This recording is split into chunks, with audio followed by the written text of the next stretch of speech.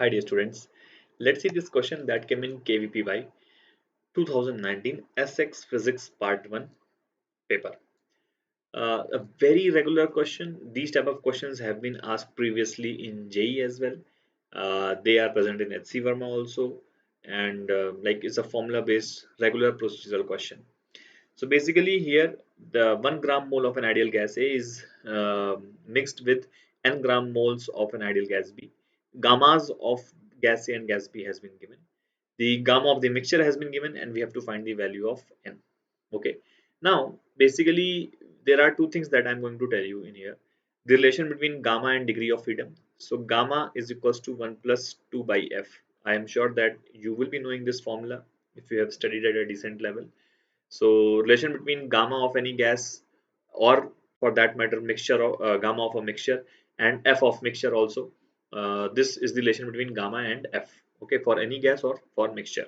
ठीक है, तो अगर किसी भी गैस का गामा और एफ में रिलेशन चाहिए सो ये हमें गिवन है. ठीक है, now if you apply this formula for the mixture, तो मिक्सचर का जो गामा है दैट इज गिवन एज 19/13. तो this is equals to 1 plus 2/f.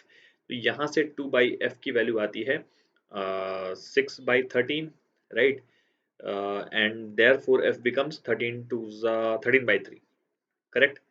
तो this yes f becomes 13/3.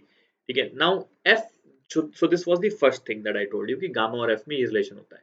Second thing is that f of mixture वो weighted average होता है gas का, वेयर वेट्स आर मोल्स. ठीक है, या amount of the gas contained. For example what I am saying is कि जैसे इस मिक्सचर में दो गैसेस हैं, right, there are two gases. तो जो f ऑफ मिक्सचर होगा वो क्या होगा, n1 f1 plus n2 f2 divide by n1 plus n2, like that. ठीक है, तो जो मिक्सचर है इसका f हमने ऑलरेडी निकाला हुआ है. n1 मतलब इसका वैल्यू 1 है. ठीक है, और यहाँ पे f1 की वैल्यू कितनी है. अब देखो ये अपन वापस इसी फॉर्मूले से निकाल सकते हैं. तो जैसे गामा की वैल्यू 5/3 रखेंगे तो f की वैल्यू कितनी आ जाएगी, 3 आ जाएगी. ठीक है, और वैसे भी we know that this is gamma is 5/3 for a monatomic gas, उसका f3 होता है. तो we can put it here 3. Similarly ये डायटोमिक गैस है. ठीक है, तो डायटोमिक गैस का जो गामा है 7/5 होता है, तो उसके जो f है वो 5 हो जाएंगे. ठीक है, तो n की वैल्यू n है, इसका जो n ग्राम मोल्स है. ठीक है, n into 5 divide by 1 plus n. So from here we can solve this question, बहुत ही इजीली सॉल्व हो जाएगा. 5n plus 3 into 3, 5n plus 3. ठीक है, ये पार्टीशन ड्रॉ कर देते हैं बीच में. 5n plus 3 into 3 that should be is equals to 13n plus 13. तो यहाँ से 15n minus 13n becomes 2n, और ये हो जाएगा 13 माइनस 9 विच इज 4. 4 हो जाएगा तो n की value comes out to be 2, and hence option B will be the correct answer to this question. A fairly simple question.